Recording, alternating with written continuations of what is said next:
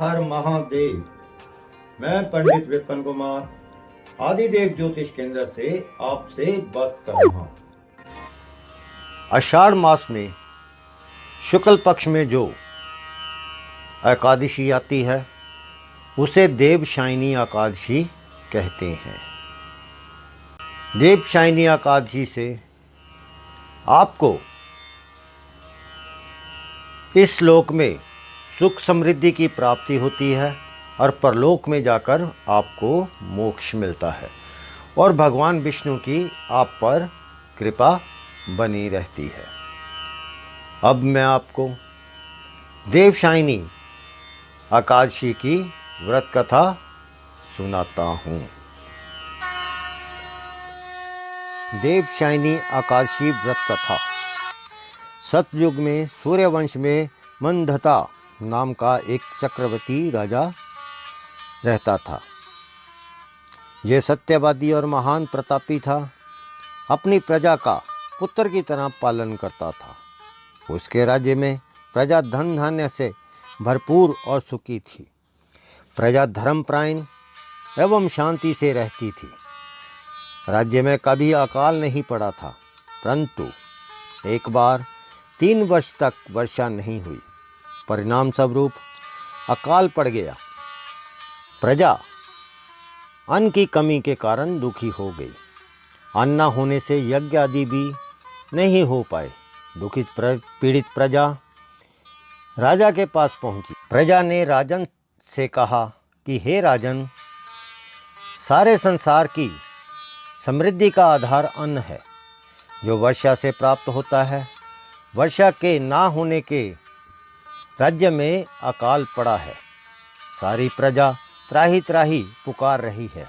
इसलिए आप कृपा करके कोई ऐसा उपाय कीजिए जिससे हमारा कष्ट दूर हो जाए। राजा कहने लगे कि मैं कुछ प्रयत्न अवश्य करूंगा। इतना कहकर राजा कुछ सेना के साथ लेकर वन की ओर चल दिए। वह विभिन्न आश्रमों में भ्रमण करते हुए ब्रह्मजय के पुत्र के आश्रम में पहुँचे। राजा ने घोड़े से उतरकर ऋषि को प्रणाम किया। मुनि ने राजा को आशीर्वाद देकर कुशल क्षेम पूछकर राजा से आश्रम में आने का कारण पूछा। राजा ने हाथ जोड़कर विनय भाव से कहा कि हे भगवान, सब प्रकार से धर्म का पालन करने पर भी मेरे राज्य में अकाल पड़ा है। इससे प्रजा अत्यंत दुखी है। राजा के पापों के प्रभाव से ही प्रजा को कष्ट मिलता है, ऐसा शास्त्रों में लिखा है।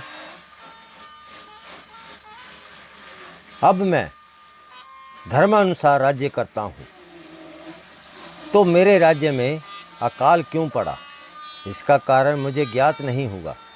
कृपया मुझे अकाल का कारण बताएं, मेरा संदेह दूर करें, साथ ही प्रजा के कष्टों को दूर करने का कोई उपाय भी बतलाएं। राजा की प्रार्थना सुनकर ऋषि कहने लगे कि हे राजन, ये सतयुग है, सब युगों में उत्तम है।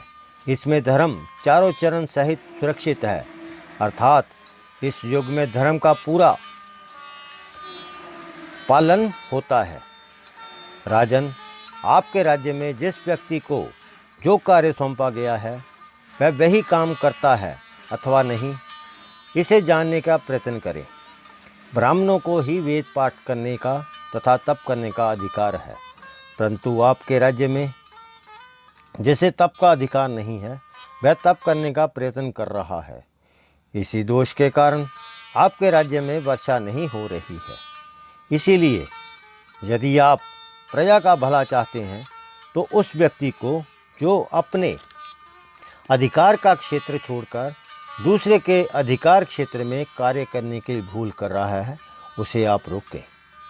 इस पर राजा कहने लगे, महाराज, मैं अपनी प्रजा के लोगों को अपना धर्म पालन की सलाह अवश्य दूंगा, परंतु मैं उसको तप करने से कैसे रोक सकता हूँ कि महत्वाकांक्षी को अपनी उन्नति करने का कोई अधिकार नहीं है, मैं उसको कैसे रोकूं?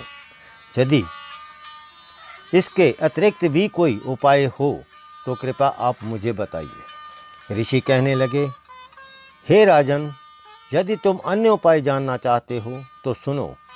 आषाढ़ मास के शुक्ल पक्ष में देवशयनी एकादशी का विधि पूर्वक व्रत करो।